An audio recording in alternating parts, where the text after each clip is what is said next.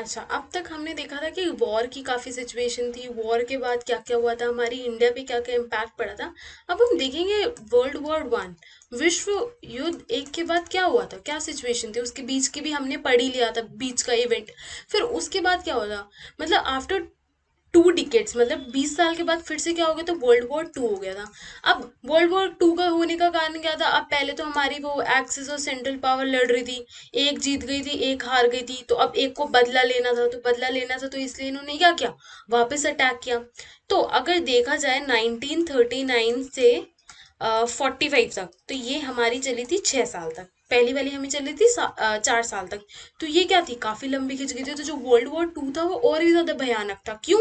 क्योंकि यहाँ पे ना, पता है क्या हुआ था। अच्छा, मैं आगे बढ़ने से पहले आपको थोड़ा वो बता देती हूँ। तो ये दो पावर के बीच में लड़ी गई थी, एक्सिस। अगर आपको आपका 9th का चैप्टर अगर आपने थोड़ा सा याद हो, तो उसमें आपको थोड़ा आ रहा होगा कि नाजीज वगैरह थे, हिटलर वगैरह था। ठीक है, तो एक थी हमारी एक्सिस पावर, दूसरी थी अलाइज पावर। हमारी एक्सिस में कौन कौन सी कंट्री थी, हमारी थी नाजी जर्मनी। अब नाजी जर्मनी क्यों बोलते, जर्मनी क्यों नहीं बोलते, क्योंकि हिटलर ने क्या करा था, बहुत सारी जगहों को कंट्रोल कर लिया था, ऑक्यूपाई कर लिया था, मतलब उस पे जीत हासिल कर लिए थे, तो इसलिए हम उसे नाजी जर्मनी बोलते हैं, मतलब नाजीज का कंट्रोल होने लग गया था। ठीक है, अब इसने जापान में भी ज्वाइन कर लिया था, क्योंकि जापान भी ग्रो करने लगा था, मैंने बताया था ना, जापान का भी हाथ था। ठीक है, एंड इसमें इटली आ गया था, हमारे यूरोप का एक ये पार्ट। ठीक है, अब अलाइज पावर में देखा जाए तो हमारी कौन सी थी, फ्रांस थी। ठीक है, द सोवियत यूनियन थी। ठीक है, सोवियत यूनियन तो इसे हम यूएसएसआर भी बोलते हैं। ठीक है, एंड हमारा क्या था, यूएस भी था और यूरोप भी था। ठीक है, तो यूरोप और यूएस का ना हर जगह काफी ज्यादा रोल होता ही है इन सब चीजों में। तो हुआ ये था कि ये जो वॉर थी ना, 6 सालों तक लड़ी गई थी, और ये हर जगह लड़ी गई थी। पहले क्या था, जो वर्ल्ड वॉर 1 हुई थी, हम देखेंगे कि यूरोप में हुई थी एक पर्टिकुलर जगह पे, लेकिन वर्ल्ड वॉर 2 क्या हुई थी, बहुत सारी जगहों पे, पानी पे, नदी पे, इवन आप देखोगे हमारे इंडिया का जो थोड़ा सा एरिया म्यांमार, वहां तक बॉर्डर पे डिस्प्यूट स्टार्ट हो गए थे, तो ये सारा वर्ल्ड वॉर 2 में हो गया था। देखते हैं, द्वितीय विश्व युद्ध जिसमें लगभग 600 लाख लोग मारे गए, दो महाशक्तियों के वर्चस्वशाली होने के साथ समाप्त हुआ। अमेरिका और सोवियत यूनियन संग, मतलब ये लोग जीत गए थे, अमेरिका और जो सोवियत यूनियन थे। क्योंकि आपको याद हो तो अमेरिका ने पहले तो, ये जो नाजीज वगैरह हैं, इन्होंने पोलैंड पे हमला बोल दिया था। अब अमेरिका ने बदला लेने के लिए क्या किया, जापान पे हिरोशिमा और नागासाकी, ये जो दो जगह है, वहां पे क्या बम फेंक दिया था, तो जिसकी वजह से अमेरिका एंड सोवियत यूनियन जीत गई थी। अब क्या हुआ था, ये जो था ना, इसको हम बोल सकते हैं, जो ये लड़ाई लड़ी गई थी, बैटल फील्ड से बाहर ही लड़ी गई थी, क्यों? क्योंकि इसमें सिविलियंस, मतलब जो आम नागरिक है, उनकी मौतें ज्यादा हुई थी। जो वॉर, जो ये कपड़े पहन के जो जंग लड़ने जाते, वो लोग तो ज्यादा नहीं मरे थे, लेकिन आम लोग जिनकी कोई गलती भी नहीं थी, उनका उनका क्या हुआ, वो वॉर की वजह से मर गए, क्योंकि बम गिरा दिए, फाइटिंग हो गई, तो ये सब हुआ। ठीक है, न्यूक्लियर बॉम्ब जिसके बारे में मैंने आपको बताया था। ठीक है, और जो यूरोप की बात करूं या एशिया की बात करूं, बहुत ज्यादा पार्ट्स जो थे ना, वो एकदम डिस्ट्रॉय हो चुके थे, खराब हो चुके थे। अगर आप पहली वाली सिचुएशन की पिक्चर्स वगैरह देखोगे, तो काफी डिस्ट्रॉयड एरिया लगेगा, इतनी खराब सिचुएशन हो गई थी। ठीक है, सोशल डिसरप्शन, इकोनॉमिक प्रॉब्लम्स, ये सब हो गया था। अच्छा, अब मैं देखती हूँ कि 1944 में हमारा ये जो खत्म हो गया था, ये जो फाइटिंग वगैरह 45 तक खत्म हो गई थी। अब 1944 में क्या चला था, मैं संयुक्त राष्ट्र के ब्रिटेन वुड सम्मेलन में युद्धोत्तर अंतरराष्ट्रीय प्रणाली के अध्यक्षों पर सहमत व्यक्त की गई थी। अच्छा, मैं आपको थोड़ा सा पहले बताती हूँ। पहले क्या होता था, जब ट्रेड होता था, तो एक कंट्री दूसरी कंट्री से ट्रेड करती थी, तो करेंसी होती थी सबकी अपनी अपनी, जैसे यूरो में चलता था हमारा, पाउंड चलता था, यूएस में हमारा डॉलर चलता था, इंडिया में हमारा इंडियन रुपी, ये इंडियन के लोगों ने भी अटेंड करी थी। ठीक है, तो ये इंडिया से भी लोग गए थे इधर ब्रेटन वुड संस्था पर। तो पहले क्या होता था, जितना तुम्हारी कंट्री के पास गोल्ड है ना, ठीक है, उस हिसाब से उतने तुम नोट बना लो, मतलब जैसे 1 किलोग्राम बराबर, जब नहीं, वैसे तो 500 ग्राम करके कुछ था, तो 1 रुपए का नोट, कुछ इस तरह से ऐसे स्टैंडर्ड सेट किए जाते थे। मैं इतनी टेक्निकलिटीज में नहीं जाऊंगी, क्योंकि it's a part of economics. ठीक है, मैं आपको बता दूंगी कि गोल्ड एक मेजर होता था, अगर तुम्हारी कंट्री के पास इतना गोल्ड रिजर्व है, तो तुम इतना बना लो। अब क्या होता था, जो गोल्ड था ना, अब ये तो ऐसा है नहीं कि हम इसको खोदते ही जाएंगे और मिलते ही जाएगा।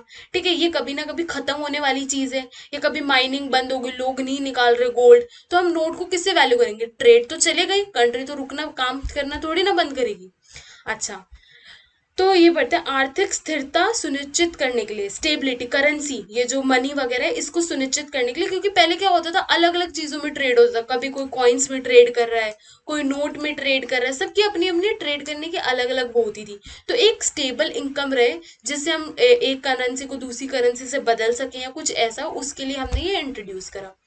औद्योगिक जगत में पूर्ण रोजगार सुनिश्चित करने के लिए, ठीक है, सो दैट अगर एक बंदा दूसरी कंट्री में जा रहा है काम करने के लिए, रोजगार के लिए सुनिश्चित करने के लिए, तो ये सारे कारण थे। आईएमएफ और वर्ल्ड बैंक को ब्रिटेन वुड संस्थान भी कहा जाता है।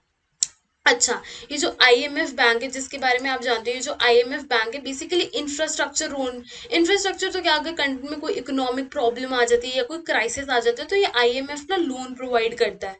वर्ल्ड बैंक भी ये करता है। वर्ल्ड बैंक बेसिकली डेवलपमेंट, अगर कोई कंट्री कुछ डेवलप करना चाहती है, डेवलपमेंट बैंक इसलिए बोलते हैं वर्ल्ड बैंक को, क्योंकि अगर कोई चीज जैसे हमारे इंडिया कुछ इंफ्रास्ट्रक्चर प्रोजेक्ट करना है तो वो वर्ल्ड बैंक के पास जाएगी, कोई क्राइसिस हो गया तो आईएमएफ उसे लोन देगा। तो ये दोनों ब्रेटन वुड्स जब ये संस्था डेवलप हो रही थी तभी इन दोनों बैंक को लाया गया था।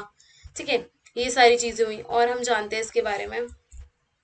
सिस्टम क्या होता था, ब्रेटन वुड्स प्रणाली निश्चित विनिमय दरों पर आधारित थी।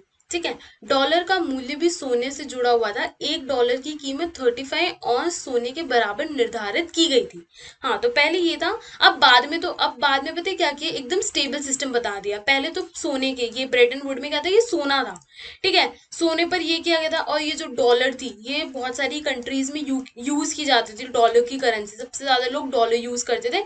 तो इसलिए इसके अकॉर्डिंग, मतलब इसके सामने नापा जाता था, $35 बराबर ये इतना किलो सोना, ये इतना ग्राम सोना। ठीक है, अमेरिकी डॉलर, फिर ब्रिटिश पाउंड, फिर जर्मन मार्क, फिर फ्रेंच फ्रैंक, सब मूल्य। तो ये सब अमेरिकन डॉलर के हिसाब से सारी चीजों के क्या, नोटों के करेंसी के प्राइस डिसाइड किए जाते थे। अच्छा, ये जानने के लिए, थोड़ा और अच्छे से जानने के लिए आप मैं कभी बाद में या कभी और, ब्रेटन वुड्स से पूरे एक इकोनॉमिक्स का, ये बहुत बड़ा चैप्टर है, कैसे नापा जाता है या क्या नहीं, लेकिन बस मैंने आपको ऊपर ऊपर से बता दी कि ये सारी चीजें अडॉप्ट की गई है, लेकिन अंदर अगर हम डीपली डिग करें तो काफी काफी ज्यादा है इसमें कुछ समझने के लिए। अच्छा, हमें संक्षेप में बताना है कि महायुद्धों के बीच जो आर्थिक परिस्थितियां पैदा हुई उनसे अर्थशास्त्रियों और राजनेताओं ने क्या दो सबक सीखे। क्या दो सबक सीखे कि इतना ज्यादा तुम्हें जो इंडस्ट्री है उनको तुमने क्या कर दिया, रिलेट कर दिया, उनको भी क्या लिया है तुम, बीच में ले आए, जिसकी वजह से पूरी कंट्री का ध्यान ही वर्ल्ड वॉर में चला गया, सबको वर्ल्ड वॉर में लेकर आ गए। तो जो भी मैंने पीछे पॉइंटर्स बताए आप उसको कवर कर सकते हैं। प्रारंभिक युद्धोत्तर वर्ष 1950 और 1970 के बीच विश्व व्यापार सालाना 8% से अधिक की दर से बढ़ गया। हमारे इंडिया भी 1947 में आजाद हो चुकी थी, ऑलमोस्ट सब कुछ ही अच्छे से हो चुका था। ठीक है, अब 1950 से 1970 के बीच में व्यापार और हर साल 8% से, अगर मैं थोड़ा और फाइनेंस के टर्म में बोलूँ, CAGR, compound annual growth return, हर साल की ग्रोथ हम इससे नापते हैं। तो 8% से क्या बढ़ने लग गया। आय में लगभग 5% की वृद्धि हुई। लोगों की इनकम 5% से क्या होने लगी, बढ़ने लग गई। क्यों, सब कुछ ट्रेड वगैरह की वजह से। अब वर्ल्ड वॉर भी खत्म हो गया, इकोनॉमीज ग्रो करना शुरू हुई।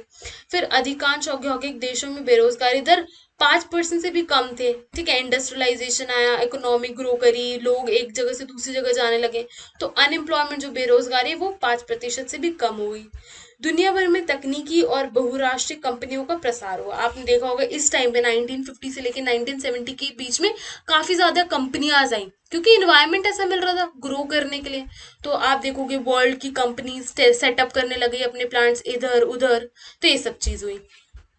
फिर अगर हम बात करें औपनिवेशीकरण और स्वतंत्रता, हमारा आपको पता है 1947 में हम आजाद हो गए थे।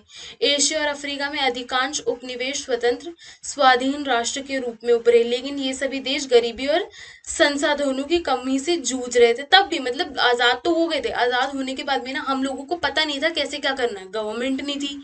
पहले तो ब्रिटिशर्स का कंट्रोल था, उसके बाद कैसे अपनी गवर्नमेंट बनाए, कैसे लोगों के हित के लिए काम करे, क्या करें। तो तब सिचुएशन इतनी अच्छी नहीं थी, क्योंकि हम तब भी गरीब ही थे, भले ही आजाद हो गए थे हम।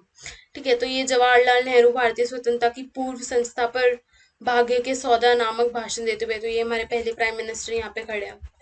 अभी G77 क्या है, नए स्वतंत्र देशों ने एक नई अंतरराष्ट्रीय आर्थिक व्यवस्था या NIEO की मांग के लिए खुद को G77 के रूप में संगठित किया। अब कंट्रीज ने, जैसे अभी आप देखते होंगे G5, G7, G20, तो ये पता है कंट्रीज है, ये 20 कंट्रीज है इसमें जो ये पार्ट लेती है। अब हर चीज का G7, G5 इन सब का अलग अलग गोल होता है।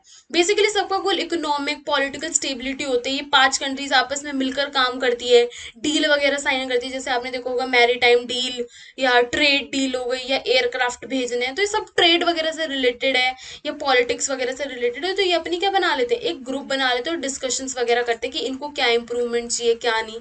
तो वैसे ही जो देश जब आजाद हुए थे तो उन्होंने एक G77 संगठित कर लिया था ताकि जो भी प्रॉब्लम वगैरह हो ये आपस में डिस्कस कर सके। फिर ब्रेटन वुड का समापन और विश्वकरण की शुरुआत।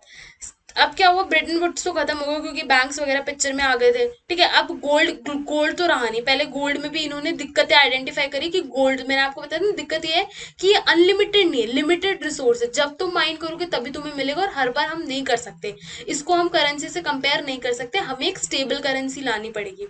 तो क्या हुआ, स्थिर विनिमय दर की व्यवस्था विफल हो गई और अस्थायी विनिमय दर की व्यवस्था शुरू हो गई थी। यही मैंने जो चीज बताई। 1970 के दशक में वित्तीय प्रणालियों ने भारी बदलाव आए। बहुराष्ट्रीय कंपनियों द्वारा वम वेतन वाले एशिया देशों में संचालन और संस्थान, तो ये सब अडॉप्शन हुआ। बाकी ये सारे क्वेश्चन है, आप पढ़ना। जो भी हमने सारे टॉपिक्स कवर किए हैं उसी का ये पार्ट है, आपको सब कुछ समझ में आ जाएगा। जैसे 17वीं शताब्दी से पहले होने वाले आदान प्रदान के 2 उदाहरण दीजिए। सिल्क रूट वाला, 17 सेंचुरी से सिल्क रूट होता था ना, किस तरह से सिल्क रूट होता था, सिल्क आता था, सिल्क जाता था। फूड का हाँ बता सकते हो, कल्चर का बता सकते हो, ठीक है। और बताइए कि पूर्व आधुनिक दुनिया में बीमारी के वैश्विक परासर में अमेरिका भूभागों के उपनिवेश की किस प्रकार मदद की। अच्छा, एक स्मॉल पॉक्स की जो बीमारी फैली थी उसके बारे में आप बता सकते हो, ठीक है। और बीमारी वो ये बेसिकली रिंडर प्रेस्ट के बारे में बोल रहे हैं, ठीक है। रिंडर प्रेस्ट फैल गया था, वही कैटल वाली। तो इन सब बीमारियों के बारे में आप बता सकते हो। ये भी प्रश्न है, ब्रेटन वुड समझौता का क्या अर्थ है, क्यों समझौता हुआ था। सो दैट अगर कोई कंट्री ट्रेड कर रही है तो एक कॉमन करेंसी हो जिससे ट्रेड हो सके। तो यही सारी चीजें हैं, ठीक है। ये वाला हमारा लास्ट टॉपिक था और यहीं पे हम चैप्टर खत्म करते हैं।